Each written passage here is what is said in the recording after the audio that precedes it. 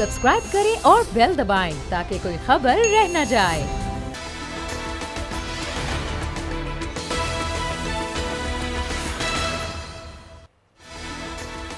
अस्सलाम वालेकुम, मैं हूं फैसल अजीज खान। पाकिस्तान का सबसे बड़ा मसला महंगाई है और हुकूमत ऐसे फैसले ले रही है जिससे महंगाई में कमी नहीं लेकिन मुसलसल आवाम पर बोझ बढ़ रहा है। बिजली की कीमतों में फिर इजाफा कर दिया गया है, गैस की कीमतों में इजाफा है, बिल मल्टीप्लाई हो रहे हैं। कई 100% ज़्यादा लोगों के घरों के ऊपर जो बिल आया करते थे 300, 500, 600 रुपए के, अब 3-3 हज़ार और 6-6 हज़ार रुपए के गैस के बिल मौसूल हो रहे हैं। कोई नहीं सुन रहा। हुकूमत की पॉलिसी है आवाम पर बोझ डालो, ये आम सी बात हो गई, आम से तासुरात हैं। तो जो खाने पीने की अशिया हैं, पेट्रोल की कीमतें हैं, गैस की कीमतें हैं, बिजली की कीमतें हैं, इसमें मुसलसल इजाफा हो रहा है और आप देख भी रहे हैं, मुजाहरे हो रहे हैं। सरकारी मुलाजमीन चाहते हैं कि उनकी तनख्वाहों में इजाफा हो, प्राइवेट सेक्टर भी बहुत परेशान है। एक जानिब ये सबसे बड़ा पाकिस्तान का, पाकिस्तानियों का मसला है, दूसरी जानिब ओवरसीज पाकिस्तानीज ने रिकॉर्ड कायम कर दिया है। गुज़िश्ता 5 माह में 65,000 रोशन डिजिटल अकाउंट्स खोले गए हैं, ओवरसीज पाकिस्तानीज ने खोले हैं और तकरीबन $500 मिलियन पाकिस्तान को भेजे हैं, जिससे डॉलर के प्राइस में कमी हुई है। रुपए के मुकाबले में डॉलर 158 रुपीस का हो गया है, यानी कि 155 से 160 के दरमियान जो पेशन गोई की जा रही थी, डॉलर यहाँ रुका हुआ है। ओवरसीज पाकिस्तानी खिदमत कर रहे हैं, पाकिस्तान की बार बार पैसे भेज रहे हैं। जो पाकिस्तान में हैं वो पिसे जा रहे हैं, इमरान खान साहब की पॉलिसीज चल रही हैं उसके हवाले से। तीसरा बड़ा मामला है सेनेट के इंतखाबात। मार्का होगा 3 मार्च को। जो पिछले आपने इंतखाबात के क्लिप्स देखे जिसमें नोट चल रहे थे, नोट गिने जा रहे थे, तो जो नोट देने वाला था, यानी कि जिसने नोट दिए हैं उसका नहीं पता, जो जीत गया है सेनेट की सीट उसका नहीं पता, जिसने लिए हैं उसे पार्टी से भी फारिग कर दिया, उसको पैसे में दिखा भी दिया, उसके खिलाफ कमेटी भी बन गई, उसके खिलाफ FIA भी काम करेगी, एंटी करप्शन भी काम करेगी, FBR भी काम करेगी। तुमने पैसे लिए, पैसे दिए किसने, सेनेट में है कौन, वो सीट किसने जीती, ये एक बड़ा बड़ा मामला है। और इसके साथ साथ अब चूंकि कागजात जमा हो रहे हैं और ये सारा प्रोसेस बन रहा है, इसमें नई किस्म की कहानी आ गई है कि नैब की एक टीम बना दी गई है। वो टीम तय करेगी जो उम्मीदवारान हैं वो कहीं नैब में तो नहीं रहे, नैब के जद में तो नहीं रहे, नैब से प्ली बार्गेनिंग करके तो नहीं आए, सजा याफ्ता तो नहीं है। तो एक और इस दफा जो है नया जिसे कहते हैं डंडा एक जो है वो लटकेगा कि कौन कौन से कैंडिडेट आ रहे हैं और वो कभी नैबजदा तो नहीं रहे। इन सारे चीज़ों पे गुफ्तगू करते हैं। मेरे साथ सेनेटर धामरा साहब मौजूद हैं, पाकिस्तान पीपल्स पार्टी के सीनियर रहनुमा हैं। अस्सलाम वालेकुम आजिज़ धामरा साहब, खैरियत से आप? जी वालेकुम अस्सलाम। जी अच्छा, अब सेनेट पहले कभी शायद इस तरह से डिस्कस नहीं हुआ करता था। आप सेनेट के अंदर बड़े मुतहर्रिक रहनुमा हैं पाकिस्तान पीपल्स पार्टी के। अब बुरा लगता है आपको कि सेनेट के अंदर ऐसे सेनेटर्स भी हैं जो पैसे देकर सेनेट में बैठे हैं? उनका जिक्र तो हो रहा है जो MPs ने पैसे लिए, उनका जिक्र नहीं हो रहा जिन्होंने सीटें खरीदी और आपके लेफ्ट राइट अप डाउन बैठे हुए हैं और उनके खिलाफ कोई बात नहीं हो रही। कैसा लग रहा है डामरा साहब? और अगर इस बार भी पैसे लेके कुछ सेनेटर्स आ गए तो इस इतने बड़े ऐवान, मुक़द्दस ऐवान की रूह जो है वो किस तरह आगे बढ़ेगी, किस तरह से काम आगे बढ़ेगा डामरा साहब? बिस्मिल्लाहिर्रहमानिर्रहीम। देखें, ये वाकई एक अनफॉर्चुनेट सूरत हाल है कि जो ऐवान बाला कहलाए उसकी इलेक्शन को इतना कंट्रोवर्शियल में चली जाए वो चीज़ कि आप जो है वो उस पर 1000 दफ़ा सवाल करें कि अगर कोई सेनेटर जिसको पार्टी ने टिकट भी दिया, उसकी फैमिली, उसके हल्के के अहबाब और दोस्त और सारे मुल्क के लोग ये सोचें कि शायद कोई पैसे देके इस ऐवान में बैठा है। हालांकि हर जगह पे ये चीज़ नहीं है, अगर कहीं पॉइंट आउट होती है। और मैं तो क्वेश्चन करूँगा उस जमायत के ऊपर जो दाई थी इस सारे नैरेटिव की कि वो करप्शन के ख़िलाफ़ है, और उन्होंने ये दावा किया था कि हमें जहाँ पता पड़ा कि हमारे अराकीन ने पैसे लिए तो हमने उनके खिलाफ कार्रवाई कर दी। ये 2.5 साल तक कहानी चलती रही कि हमने MPs के खिलाफ कार्रवाई की, मगर मीठा मीठा हऊ हऊ, कड़वा कड़वा थू थू की पॉलिसी थी PTI की। मिसाल के तौर पर अगर उन्होंने अपने इख्तलाफ रखने वाले उन अराकीन के खिलाफ कार्रवाई तो कर दी जी, मगर सेनेट के अंदर जो एक वाकया हुआ 14 सेनेटर का बिकने वाले, तो उसके ऊपर तो बात होती रही, ख़रीदा किसने? जो आपका बेसिक क्वेश्चन है कि जो पैसे ले रहे हैं उनको भी एक्सपोज किया जाना चाहिए।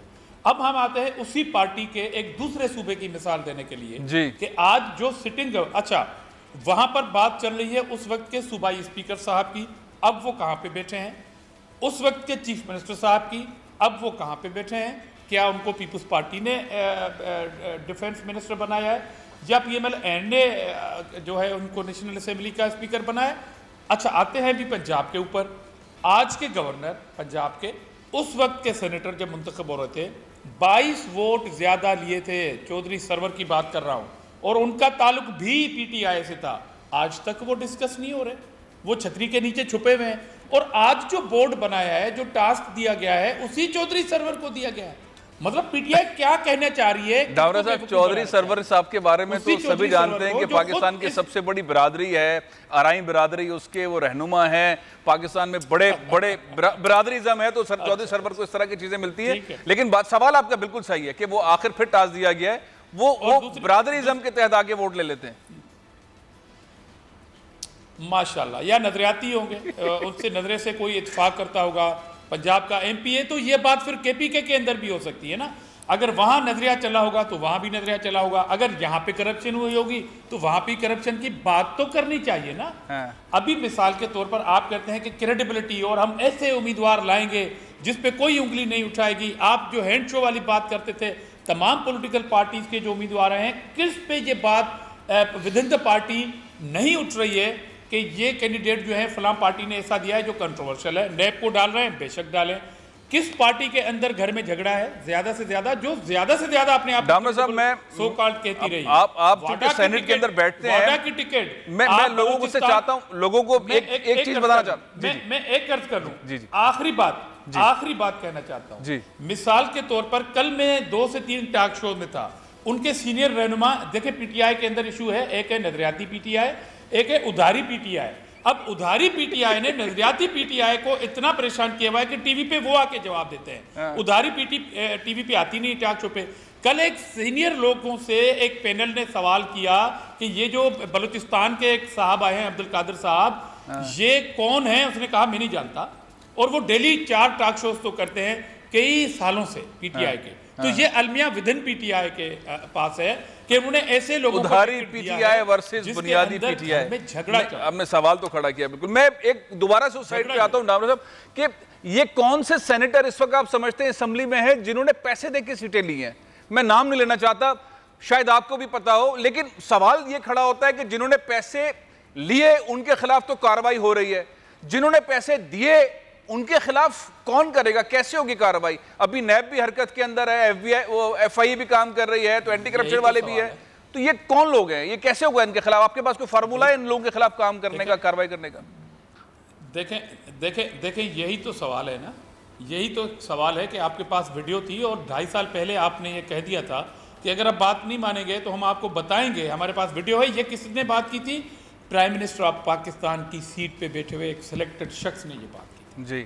उनसे पूछे ना कि आपने जो कार्रवाई की थी, आपके पास एविडेंस थे, और ये इसलिए आपने टाइमिंग ऐसी चूज की है कि आपको ऑर्डिनेंस के पीछे भागना पड़ रहा है, आप कानून साजी करना चाहते हैं, उसमें आप नाकाम है। आपने वीडियो जो है वो मार्केट में दे दी, आपने इसलिए किया कि आपको पता था कि आपने चेक लिए हुए हैं, आपने ऐसे ऐसे लोगों को टिकटें दिए, इसमें गड़बड़ होगी, आपको ये खदशा है कि आपके लोग जो है आपको वोट देने में इख्तिलाफ रखेंगे। ये सारा मामला PTI का, मेरी पार्टी का नहीं है, अब तक नहीं है, आज तक नहीं है। हमने तमाम उन लोगों को टिकट दिए जो सीनियर हैं, जो पार्टी वर्कर हैं। उसमें आजिज धामरा नहीं हो सकता है, कोई भी हो सकता है, मगर वो वर्कर है। हमारे दरमियान कोई ऐसा मसला नहीं। और हमने तो इलेक्शन कमीशन ऑफ पाकिस्तान को यह खत लिखा था नैयर बुखारी साहब ने कि आपने ये जो 1 दिन का गैप दिया है, इसमें अकाउंट खोलने हैं, इसमें उम्मीदवारों को फॉर्म जो है वो लेने भी हैं, वो फिल भी करने हैं, सबमिट भी कराना है।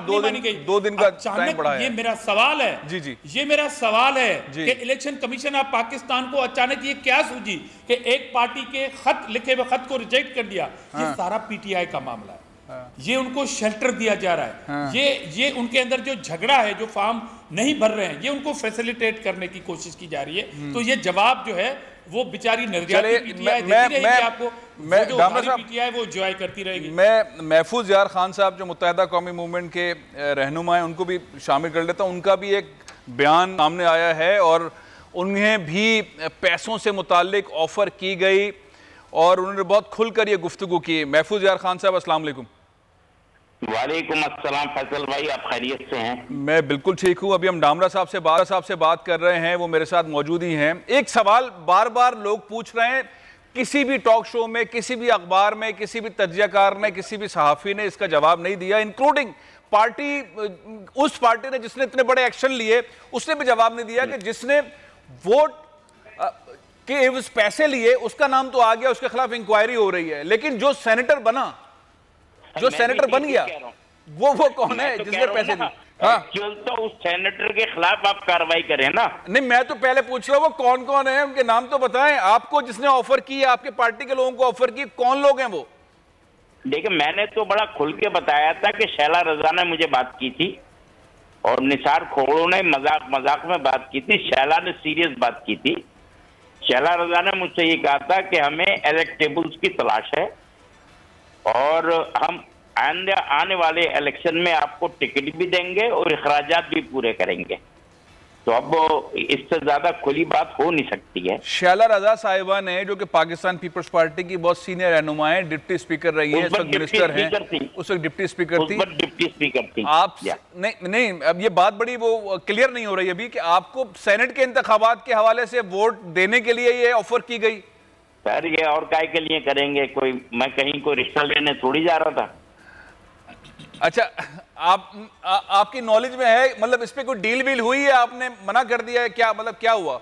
या कुछ लोगों को डील तो मैं देखे ना, मैंने तो डील का मैं हिस्सा ही नहीं बना ना। जो लोग डील का हिस्सा बने हैं, हाँ, उनकी लिस्ट भी, और आप अहबाब ने वो तमाम कवरेज भी की है कि किस तरीके के मिनिस्टरों की गाड़ियों में हमारे वोटर्स आते रहे, वोट डालकर और चोरी छुपे निकलते रहे। किसी ने ये जहमत नहीं की कि आपके वोटर कौन कौन से कमरे। सर, मैं जो हूँ, नाम मैं कोई नहीं लूंगा फैसल भाई, बड़ी माजरत चाहता हूँ, क्योंकि जब ये शैला केस फाइल करेंगे ना, उसमें सब चीजें डिस्क्लोज करूँ। उन्होंने कहा है एक चैनल पे कि मैं इस पे केस करूंगी, तो या जो आप पेश होंगे फिर अदालत में, आप जाके बताएंगे ये सब कुछ? मैं बिल्कुल बताऊंगा। मैंने तो उनसे कहा, शैला से, हाँ, मैंने कहा आप स्पेशल ओथ पे कह दीजिए कि आपने ये गुफ्तगू नहीं की है। हाँ। तो वो फिर वो वैसी लड़ने लगी जैसे मोहल्ले में लड़ाई होती है खवातीन की। हाँ। अच्छा, मैं चाहता हूं कि ये पूरे पाकिस्तान का जायजा ले और ये तय हो, कमीशन बने, इसमें जुडिशल कमीशन को एक्टिवेट होना चाहिए कि 6 वोट थे सूबे सरहद में जी, और 2 सेनेटर जीते उनके, और एक ने 13 वोट लिए, 3 से हार गया। हाँ। बलूचिस्तान में इनका कोई वोट नहीं था, वहां से सेनेटर जीत गया। हाँ। तो ये क्या ऊपर आए हैं वोट? ये जो सेनेटर जीते हैं, इनका एहतसाब होना चाहिए, एक्चुअल जो सेनेटर जीते इनके लिए बनना चाहिए। अच्छा, महफूज यार खान साहब, मैं जरा आजिज डामरा साहब का भी पॉइंट ऑफ व्यू ले लूं, क्योंकि इससे पहले जो बात हो रही थी वो केपी के अंदर जो मामला थे उसके हवाले से थी, आपने जो गुफ्तगू की वो सिंध के हवाले से बात की। डामरा साहब, ये जो महफूज यार खान साहब फरमा रहे हैं, बात कर ली। जी, मैं आपकी तरफ आता हूं, वापस आता हूं, डामरा साहब को जरा इसमें इनटेक ले लूं। डामरा साहब, ये जो बात हो रही है, अगर हम इस वक्त का सिनेरियो देखें, इस वक्त बात हो रही है कि नैब जो है वो एक सर्टिफिकेट जारी करेगी जो क्लियर कैंडिडेट होगा। एक तो वो वाली एक लाठी सामने आ गई, दूसरी ये वाली बात कर रहे हैं, कमीशन बनाने की बात कर रहे हैं, जुडिशल कमीशन की बात कर रहे हैं, शैला रजा साहिबा के ऊपर इल्जाम आयद कर रहे हैं। क्या कहेगी पीपल्स पार्टी का इस पर, क्या पॉइंट ऑफ व्यू है? क्या समझते हैं महफूज यार खान साहब की बात में कितना दम है?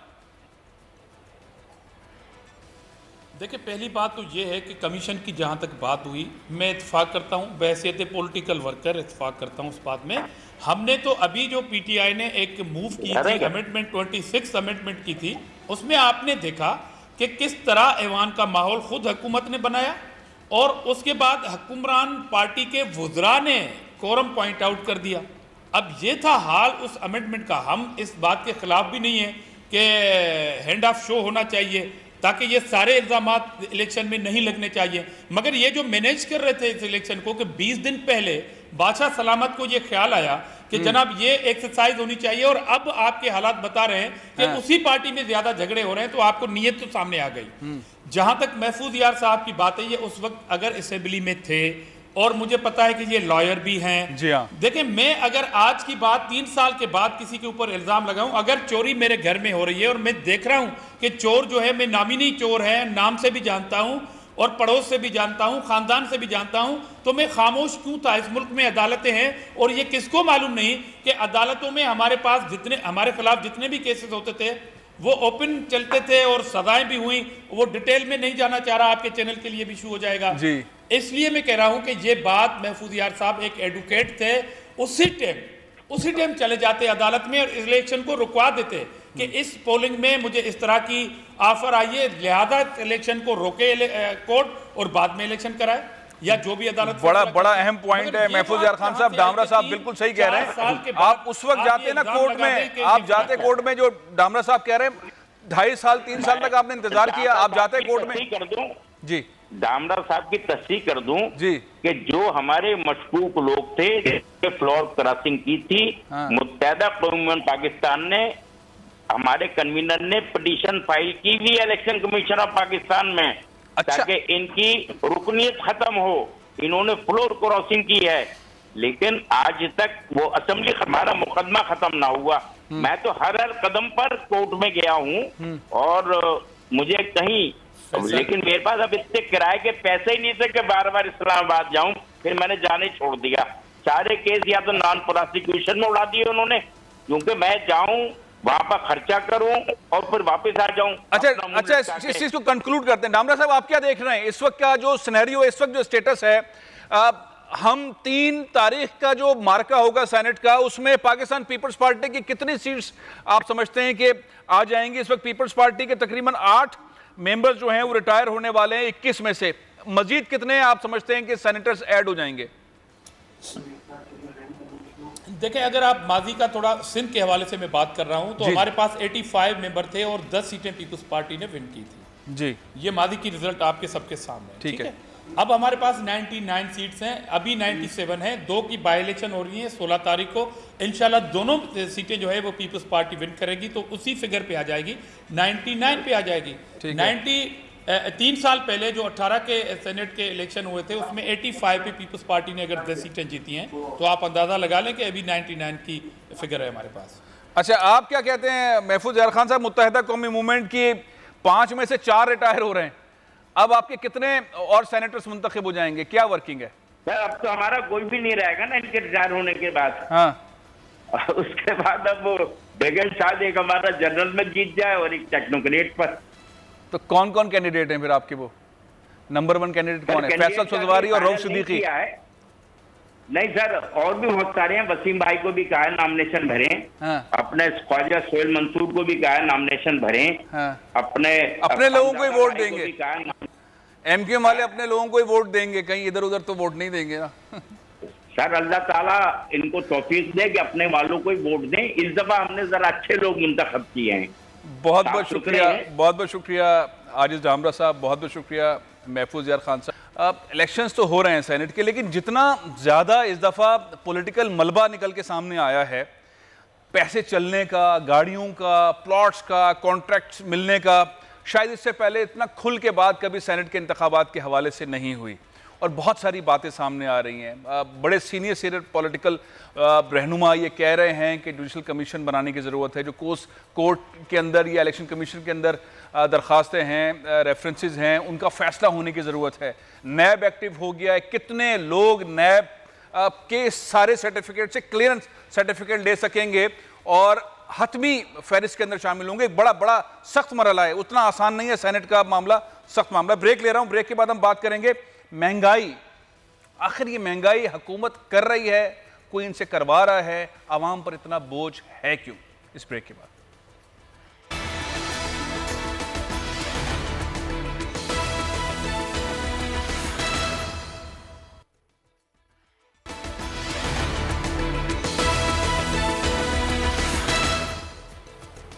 Welcome back.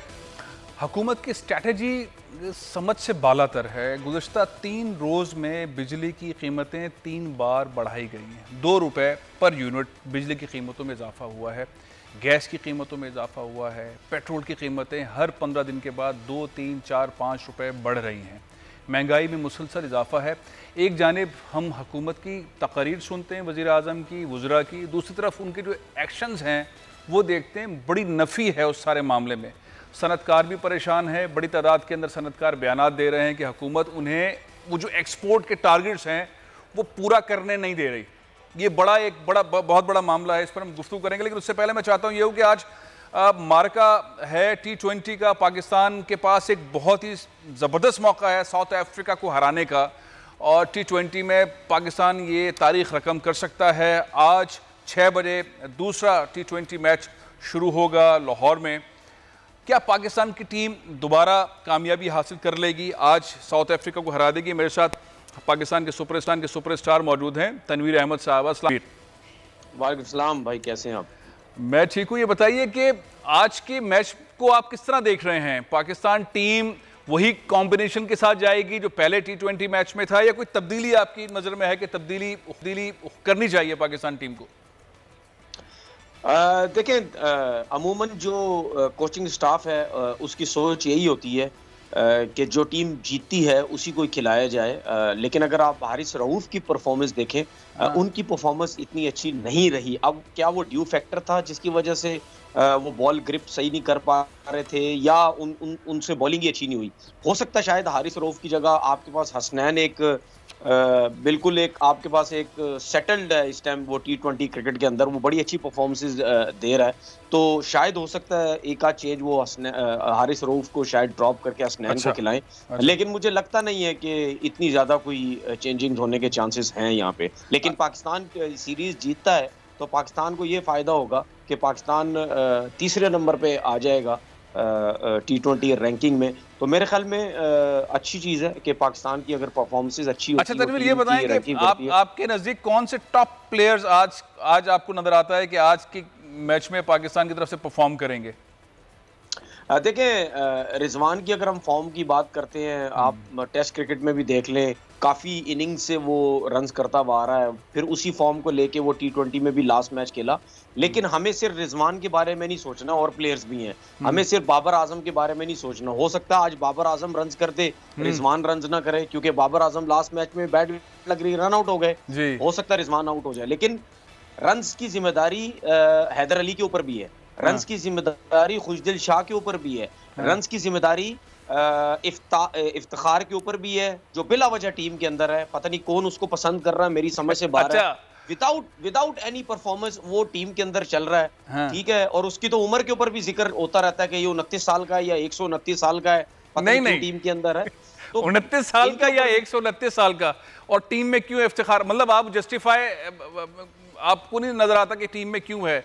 Performance based selection नहीं है? देखिए यही वजह हो सकती है ना, या मिसबाह उसको पसंद करता है, ठीक है, क्योंकि बाबर आजम को तो अभी कप्तानी मिली है, वो उससे पहले भी टीम के साथ था, तो इसका मतलब ये है कि मिसबाह उसको पसंद करता है, बिला वजह कहीं पसंद करता है। अच्छा, शायद ये अच्छा चलें हम एक और ओपिनियन लेते हैं। नसीम राजपूत साहब मेरे साथ मौजूद हैं, जर्नलिस्ट हैं, स्पोर्ट्स को देखते हैं, बहुत कवर करते हैं, डीप कवर करते हैं। नसीम राजपूत साहब, सवाल तो मैंने कुछ और करना है आपसे, लेकिन अब ये इफ्तिखार क्यों है टीम में? तनवीर कह रहे हैं कि ना इनकी उम्र पता नहीं 29 साल है या 129 साल है, परफॉर्मेंस इनकी कोई है नहीं, टीम में चले आ रहे हैं। ठीक बात है, टीम में चले आ रहे हैं, किसी की पसंदीदगी की वजह से परफॉर्मेंस नहीं है तनवीर की। देखिए, ऐसा लगता है अनऑफिशियल बुजुर्ग को टीम में रखा हुआ है उन्होंने। जैसे अनऑफिशियल इसलिए कह रहे हो, 29 साल उनकी उम्र है, और सबको पता है कि क्रिकेटर्स क्या करते हैं। तनवीर तो आपके साथ टेलीफोन लाइन पे मौजूद है, वो बहुत खुल के हमेशा बात करते हैं। वाकई में इफ्तिखार क्यों है? सवाल ये भी होता है फैसल साहब के, न्यूजीलैंड में जब पाकिस्तान क्रिकेट टीम खेल रही होती है तो वहाँ इफ्तिखार को आराम दे दिया जाता है, जहाँ पे कंडीशन थोड़ी सी डिफिकल्ट होती है। जहाँ आइडियल कंडीशन आ जाती है, जहाँ पर आप समझते हैं कि हम जिसको पसंद करते हैं उसको फेवर दे सकते हैं, वहां पर वो तमाम मैचों में, पिछले मैच में परफॉर्म नहीं किया था इफ्तिखार ने। इफ्तिखार को जो लास्ट न्यूजीलैंड की सीरीज में आपने एक ही मैच खिलाया था, जो लास्ट में उन्होंने एक शॉट मार के फिनिश कर दिया था, ठीक है, वो एक छक्का उन्होंने लगाया था वहां पे, लेकिन मैच तो रिजवान ही खत्म करके आ गए थे। पाकिस्तान ने तो एंड तक बिला वजह लेके अच्छा, तो क्यों, किसके नसीम, किसके कहने पर, किसकी ख्वाहिश है कि इस तरह के प्लेयर्स टीम में हो? इफ्तिखार को टीम में छुपाया रखा या रखा हुआ है किसने? कौन है? पीसीबी के अंदर लोग हैं, टीम मैनेजमेंट है, कोच साहब हैं, कौन है? कोच साहब हैं, टीम मैनेजमेंट भी पूरी नहीं है, सिर्फ मिसबाह उल हक साहब हैं। बहुत सारे लोग ये बात करते रहे कि SNGPL जिस इदारे से वो खेला करते थे उस टीम के खिलाड़ियों को वो फौकियत देते आए, और ये हमने देखा है। अगर आप उठा के देखेंगे, असद शफीक बाहर हो जाते हैं, अजहर अली जो है वो इन रहे थे, हालांकि दोनों बराबर के थे, दोनों की तकरीबन बराबर की परफॉर्मेंस थी। अगर अजहर ने 100 किया था तो 60-70 रन तो कर रहे थे, लेकिन असद बाहर हो गए थे। SNGPL के अजहर अली बाहर नहीं हुए थे। रिजवान को आप खिलाते गए। अब वो बहुत ही ये बात साबित की है यहाँ पर कि वो तीनों फॉर्मेट के अंदर आप जो है वो बहुत ज्यादा इंप्रूव कर चुके हैं। लेकिन अभी रिजवान पे मैं जरूर बात करूंगा फैसल साहब, लेकिन ये मिसबाह उल हक साहब की ख्वाहिश है जो आपको दिखाई दे रहे हैं। अच्छा, मिसबाह की ख्वाहिश में कहते हैं वो खेलते उनकी तरह है, उनकी खेलते बड़ी इंपॉर्टेंट चीज है। है क्या बात है। तो अच्छा करते हैं जी। नसीम, एक और मौजू भी है, मैं तनवीर साहब से भी और आपसे भी दोनों से चाहूंगा कि ये पाकिस्तान के सुपरस्टार हैं मोहम्मद हफीज़, इस दफ़ा टीम में शामिल नहीं हैं, उनकी शमूलियत के ऊपर भी सवालात थे, हमने पहले भी इस पर बात की थी। अच्छा नसीम भाई, आज अगर हम बात कर रहे हैं सरफराज और मोहम्मद हफीज़ के ट्वीट्स, अगर मैं आपको स्क्रीन पर दिखाऊं, ये बहुत ही अजीब व गरीब किस्म की परफॉर्मेंस से मुतालिक, रिजवान की परफॉर्मेंस से मुतालिक जो है हफीज़ का ट्वीट आया, उसके बाद फिर सरफराज का ट्वीट आया। खिलाड़ियों के दरमियान सरजंग चल रही है, क्या है मामला तनवीर? ये क्यों इस तरह की बात है? अप्रिशिएट करने वाले मामले के अंदर एक दूसरे के खिलाफ बयानात देना अच्छी बात तो नहीं है। देखिए, इसमें थोड़ी सी अगर टाइम हो तो मैं डिटेल में बात करना चाहूंगा। देखिए, बात यह है कि हफीज ने जिस तरीके से बात की कि रिजवान इस टाइम जो है वो नंबर 1 विकेट कीपर बन चुका है। देखिए, मेरे ख्याल में उनका शायद कहने का मकसद ये भी था कि तीनों फॉर्मेट के अंदर आई थिंक वो वाहिद विकेट कीपर है जिसने 100 किया हुआ है, पहली चीज। दूसरी चीज ये कि अगर उसने ये बात बोली है तो शायद वो ये समझ रहा हो कि इस टाइम रिजवान की जो फॉर्म लगी हुई है उस फॉर्म की वजह से वो नंबर 1 विकेट कीपर बन चुका है। उसके बाद अगर हम सरफराज की बात करते हैं, सरफराज की कप्तानी में आपकी टीम ICC चैंपियन ट्रॉफी जीती। सरफराज की कप्तानी में तकरीबन 2 साल आपकी टीम T20 नंबर 1 रही। तो फिर हम कैसे कह सकते हैं कि रिजवान नंबर 1 विकेट कीपर है? तो फिर तो सरफराज नंबर 1 विकेट कीपर होना चाहिए। फिलहाल वो खेल नहीं रहा, लेकिन उसकी कप्तानी में अचीवमेंट बहुत ज्यादा है। तो शायद मुझे ऐसा लगता है कि कुछ थोड़ी सी बात शायद हफीज की समझने में कुछ थोड़ी सी वो हो गई है। लेकिन बात, मेरा कहने का मकसद ये है कि ठीक बात की है। देखिए, बहुत अरसा सबने क्रिकेट खेली है। मैं हमेशा नसीम राजपूत, आप हमारे साथ अभी शो में हैं, जब मैं भी इनके साथ शो में बैठा करता था तो मैं हमेशा इनसे एक बात बोलता था कि मेरे को बड़ा अफसोस होता है कि मेच्योर क्रिकेटर्स काफी अरसे से अगर पाकिस्तान टीम से खेल रहे हैं, वो इस तरीके से अगर सोशल मीडिया में लड़ेंगे तो हमारा क्या इमेज जाता है?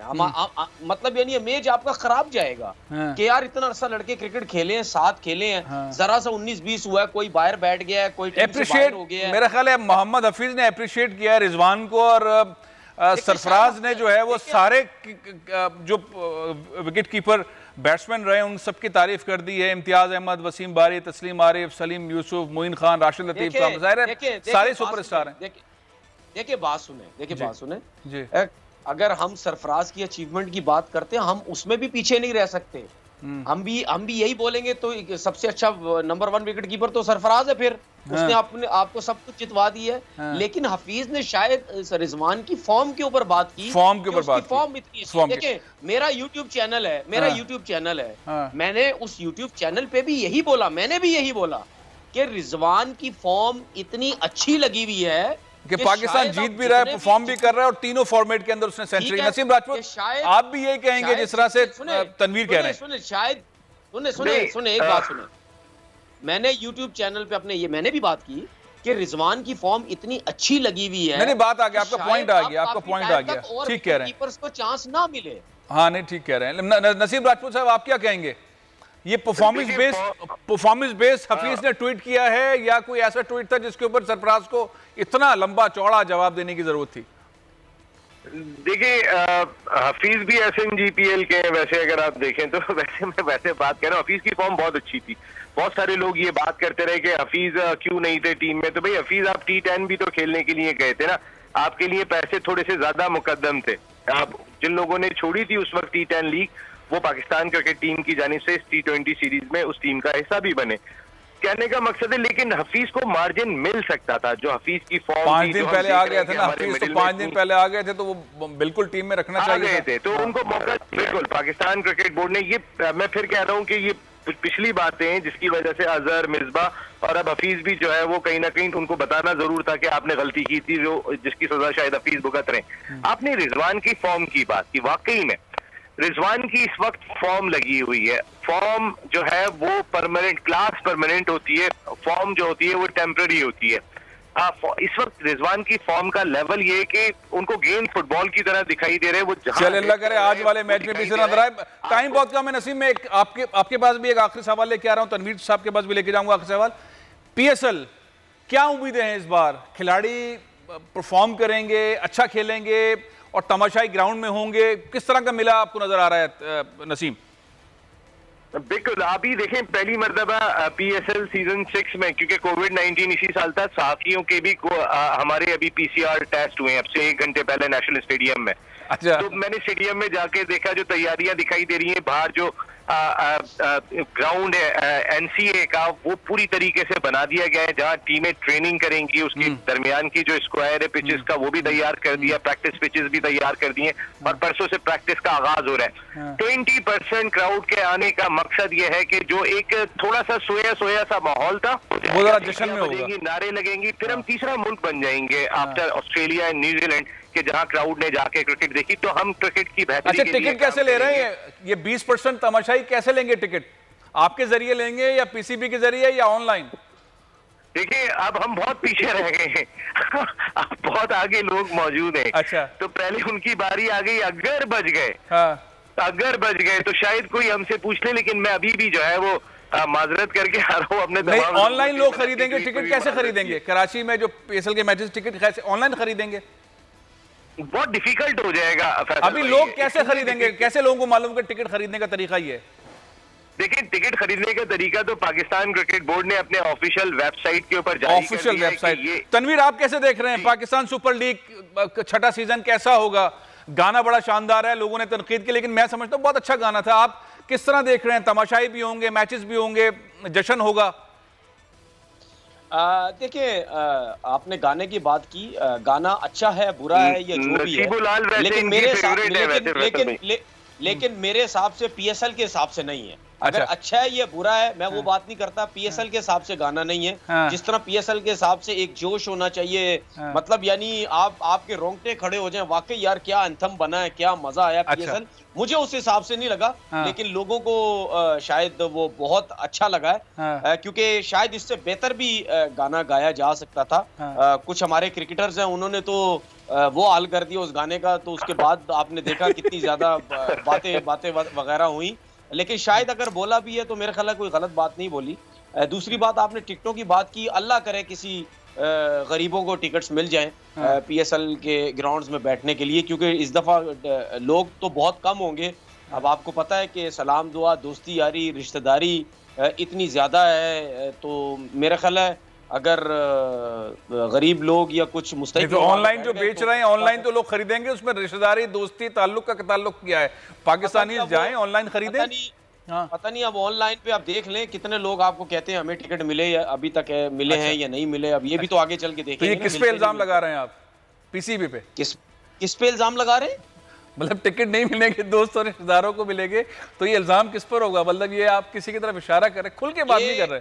देखिए, बात सुने, बात ये है कि जब टिकट्स नहीं मिलेंगे ना जी, फिर हम उस टाइम बात करेंगे कि किसकी जिम्मेदारी थी या किसकी जिम्मेदारी नहीं है। अच्छा, आप बिल्कुल तनवीर साहब, आप खुल के बात कर रहे हैं ना, ये आप क्यों नहीं कर रहे हैं यहाँ पे कि पाकिस्तान क्रिकेट बोर्ड ही रिस्पॉन्सिबल है या लोकल एडमिनिस्ट्रेशन होगी? आप बात कर रहे हैं। नहीं नसीम भाई, देखिए पाकिस्तान क्रिकेट बोर्ड रिस्पॉन्सिबल है या नहीं है, मैं उसकी बात नहीं कर रहा।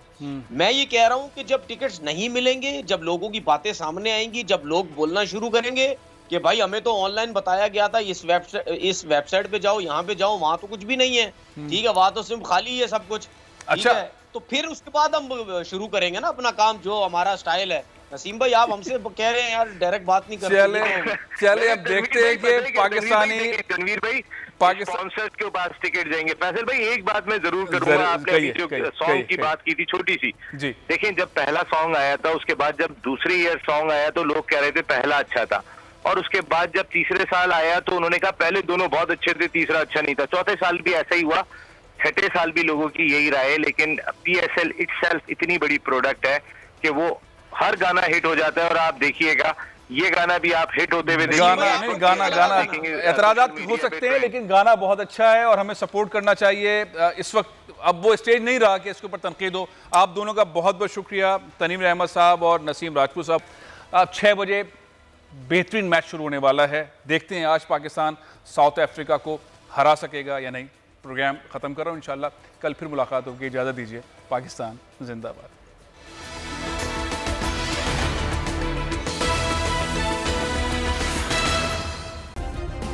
सब्सक्राइब करें और बेल दबाएं ताकि कोई खबर रह न जाए।